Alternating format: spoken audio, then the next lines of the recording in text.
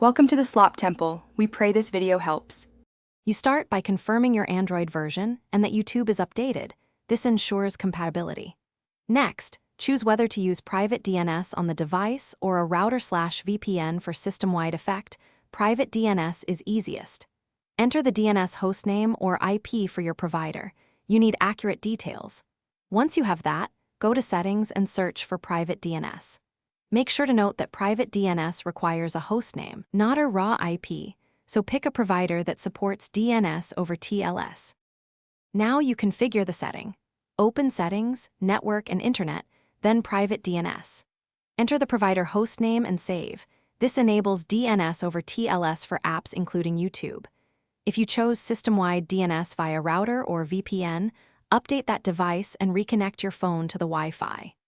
Once done, test DNS resolution with a simple lookup or a DNS leak test app to confirm queries go to the provider. Make sure to flush app caches or force stop YouTube to ensure it uses the new DNS immediately. Finish by restarting YouTube and the phone so the app picks up the new DNS settings. That often resolves buffering or region issues.